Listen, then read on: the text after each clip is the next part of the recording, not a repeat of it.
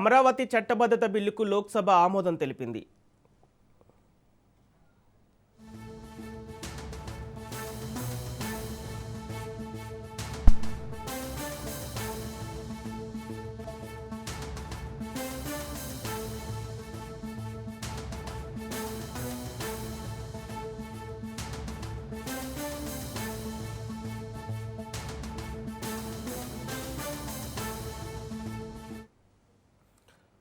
Breaking news చూస్తున్నాం. అమరావతి చట్టబద్ధత బిల్లుకు లోక్సభ ఆమోదం తెలిపింది.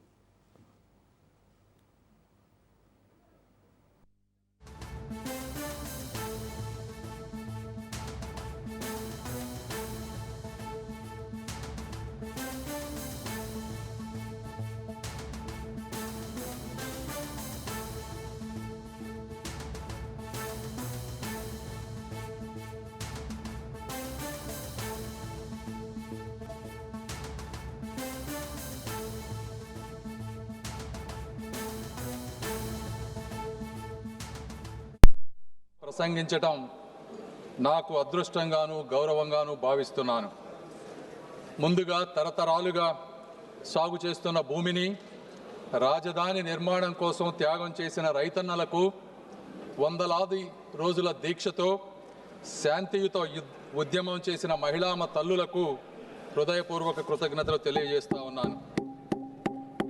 సార్, కృష్ణానది ఒడ్డున, ఆంధ్రప్రదేశ్ నడిబొడ్డున ఉత్తర దక్షిణ ప్రాంతాలకు సమాన దూరంలో 3000 సంవత్సరాల నాగరికతకు నిదర్శనం ఈ అమరావతి.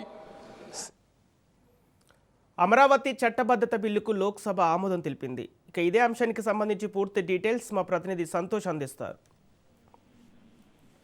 సంపత్, ఏదైతే అమరావతి రాజధాని చట్టబద్ధత బిల్లు ఎట్టకేలకైతే కనుక కేంద్ర కేబినెట్ ఆమోదం అనంతరం కూడా పార్లమెంట్ లోక్సభలో అయితే కనుక ఆమోదం తెలపడం కూడా జరుగుతోంది. ఇక దీనికి సంబంధించి ఇక రాజ్యసభలో అయితే కనుక ఈ యొక్క బిల్లుని పాస్ చేసిన అనంతరం కూడా ఇటు రాష్ట్రపతి ముద్ర అయితే కనుక పడనున్నట్టు తెలుస్తా ఉంది. ఇక ఇప్పటి వరకు కూడా ఈ యొక్క రాజధాని అమరావతిపై కూడా పోరాడినటువంటి రాజధాని రైతులకి అయితే కనుక తీపి కబురు అందించినటువంటి పరిస్థితులు కూడా కనబడతా ఉన్నాయి. ఇప్పటికే రాజధాని ప్రాంతంలో అయితే కనుక రైతులు ఆనందం వ్యక్తం చేయడంతో పాటు ఇటు స్వీట్స్ పంచుకోవడం కూడా జరుగుతూ ఉంది. ఇక 2024 జూన్ 2 నుంచి కూడా ఆంధ్రప్రదేశ్ రాజధాని అమరావతి అమల్లోకి వస్తుందంటూ కూడా ఇటు పార్లమెంట్ లో అయితే కనుక లోక్సభలో చర్చకు రావడం, దీనికి సంబంధించి ప్రతి ఒక్కరూ కూడా దీన్ని బలపరచడం కూడా జరుగుతుంది. ఎందుకంటే ఆంధ్రప్రదేశ్ కి రాజధాని ఇంతవరకు కూడా చట్టబద్ధత లేకపోవడంతో పాటు 2014-19 టీడీపీ గవర్నమెంట్ లో ప్రకటించిన అనంతరం కూడా 19 గవర్నమెంట్ లో 3 రాజధానుల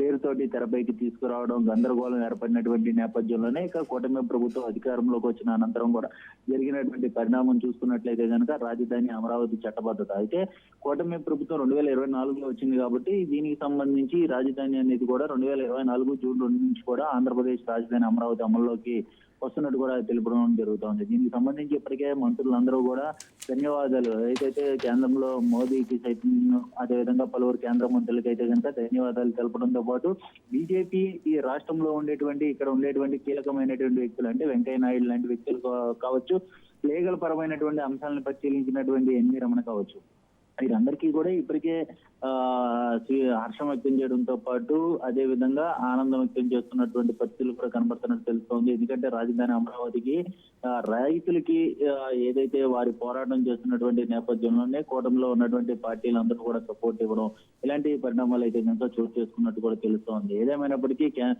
రేపు అయితే కనుక ఈ యొక్క ఏదైతే లోక్సభ అయిన అనంతరం కూడా రేపు రాజ్యసభలో అయితే ప్రవేశపెడుతున్నటువంటి బిల్లుకి అయితే కనుక ఆమోదం అనంతరం కూడా వెంటనే చట్టబద్ధత అయితే రాష్ట్రపతి ఆమోద ముద్రతో అయితే కనుక అధికారంలోకి రానున్నట్టు తెలుస్తాం.